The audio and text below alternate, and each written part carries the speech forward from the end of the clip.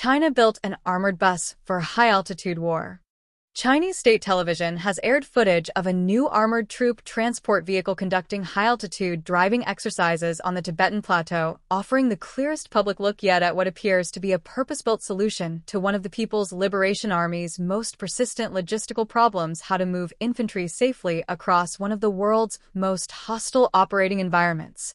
The footage broadcast on CCTV-7, China's dedicated military and defense channel, shows convoys of the new vehicles operating across arid high-altitude terrain with snow-capped mountains visible in the background. On-screen text identifies the broadcast as part of a segment on multi-subject driving training aimed at improving plateau transport support capability, framed under China's broader campaign to comprehensively strengthen military training and combat readiness. The new vehicle visible in the footage is built on the FAW MV3 chassis, a six-wheel drive military truck that has served as the People's Liberation Army's standard tactical logistics platform since 2011 and represents a significant structural departure from the open-bed canvas-covered configuration that most MV3 variants use in service. The FAW MV3, produced by First Automobile Works, one of China's major state-owned vehicle manufacturers, is the third-generation standardized military truck adopted across PLA ground force units. The 6x6 configuration offers 5-ton payload capacity and cross-country mobility suited to the difficult road networks of Western China, and the platform has been adapted for multiple roles, including missile carrier systems, border patrol vehicles, and logistics transport. What the CCTV footage appears to show is a new variant in which the standard truck cab and cargo bed have been replaced by an integrated armored capsule combining the driver's compartment and troop-carrying section into a single enclosed protected structure.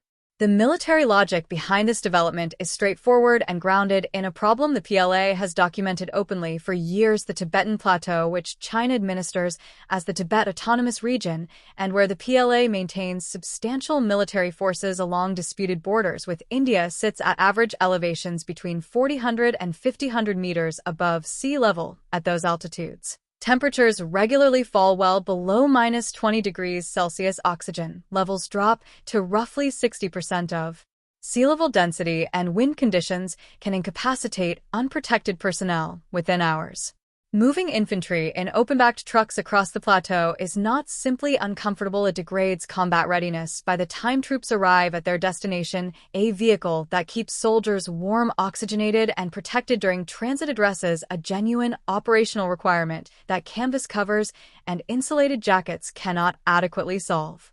Prior reporting on this vehicle variant, including coverage by China Defense Blog, indicates the armored transport can carry 22 fully armed PLA infantry, with the cabin insulated and heated for sustained high-altitude operations. The interior layout places troops in the center of the vehicle, facing outward toward the sides rather than in a conventional forward-facing bench configuration with soft suspension seating designed to absorb the impact of rough plateau terrain during long transits. Firing ports and observation hatches in the hull sides and roof allow the occupants to engage threats from within the vehicle without dismounting, a feature that distinguishes this platform from a purely logistical transport and gives it a degree of tactical utility in the kind of ambush scenarios that high-altitude border roads can present. The vehicle is notably unarmed in the conventional sense, carrying no external weapon stations, no pintle-mounted machine guns, and no remote turret systems. Its protection is oriented inward, designed to keep occupants alive during contact rather than to suppress threats from a distance. This design philosophy, prioritizing survivability and tactical mobility over offensive firepower, reflects a PLA approach to the high-altitude logistics problem that emphasizes getting infantry to the fighting condition rather than building a multi-role combat platform.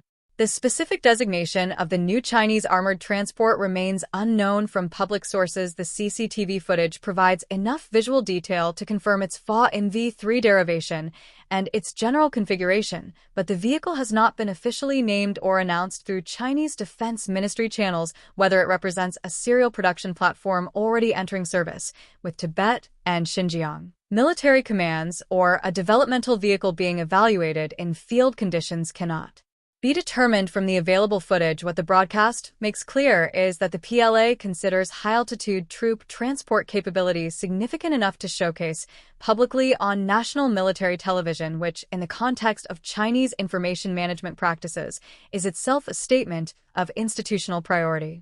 Getting soldiers to the top of the world in condition to fight remains one of the most difficult logistical challenges any military can face. China appears to have built something that addresses it.